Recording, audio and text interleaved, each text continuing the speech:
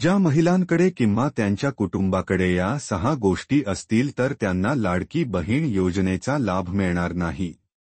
लाडकी बहीण योजनेच्या माध्यमातून आतापर्यंत पात्र महिलांच्या खात्यात 5 महिन्यांचे पैसे जमा करण्यात आले असून डिसेंबर महिन्याचे पैसे आता येत्या काही दिवसात जमा होणार आहेत. या योजनेअंतर्गत राज्यातील 21 ते 65 वर्ष वयोगटातील महिलांना लाभ दिला जात असून कोट्यावधी महिला या योजनेसाठी पात्र ठरल्या आहेत. आज हिवाळी अधिवेशनात लाडकी बहीण योजनेसंदर्भात मोठा निर्णय घेण्यात आला आहे. या योजनेसाठी फडणवीस सरकारने तब्बल 1400 कोटी रुपयांची तरतूद केली आहे.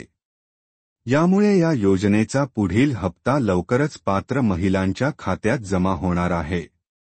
लाडकी बहीण योजनेच्या माध्यमातून आतापर्यंत पात्र महिलांच्या खात्यात 5 महिन्यांचे पैसे जमा करण्यात आले असून डिसेंबर महिन्याचे पैसे आता येत्या काही दिवसात जमा होणार आहेत.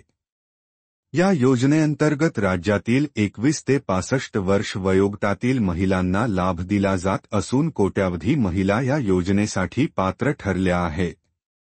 विशेष बाब अशी की या योजनेअंतर्गत सध्या स्थितीला 1500 रुपये दिले जात आहेत. मात्र महायुतीने विधानसभा निवडणुकीच्या प्रचारादरम्यान आमचे सरकार पुन्हा आल्यास आम्ही ही रक्कम 2100 रुपये करू अशी ग्वाही दिली असल्याने येत्या काही महिन्यांनी या योजनेची रक्कम देखील वाढणार आहे. त्याआधीच मात्र लाडक्या बहिणीची डोकेदुखी वाढणार आहे. कारण की सरकारच्या माध्यमातून या योजनेसाठी सादर केलेल्या अर्जांची फेरपडताळणी केली जाणार असल्याची माहिती समोर येत आहे. या फेरपडताळणीमध्ये ज्या महिला अपात्र ठरतील त्यांचे अर्ज रद्द केले जाणार आहेत. दरम्यान आज आपण लाडकी बहीण योजनेच्या पात्रता जाणून घेणार आहोत. जर तुमच्याकडेही खाली दिलेल्या 6 गोष्टी असतील तर तुमचा फॉर्म आता रिजेक्ट केला जाणार आहे. लाडकी बहीण योजनेच्या पात्रता. या योजनेचा लाभ हा 21 ते 65 वर्षे वयोगटातील महिलांना दिला जातोय. पण ज्या कुटुंबाचे वार्षिक उत्पन्न 2.5 लाख रुपयांपेक्षा जास्त आहे त्यांना या योजनेचा लाभ मिळणार नाही. ज्या कुटुंबाकडे 4 चाकी वाहन, ट्रॅक्टर वगळता आहे अशा कुटुंबांना देखील याचा लाभ मिळणार नाही.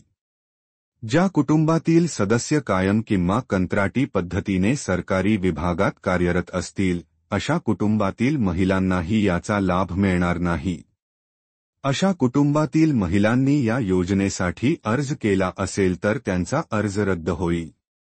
ज्या कुटुंबातील सदस्य आजीमाजी आमदार, खासदार असतील अशा कुटुंबातील महिलांना देखील या योजनेचा लाभ मिळणार नाही.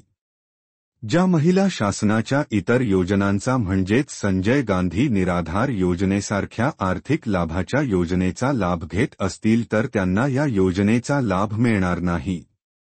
ज्या कुटुंबातील लोक टॅक्स भरत असतील अशा कुटुंबातील महिलांना देखील या योजनेचा लाभ मिळणार नाहीये.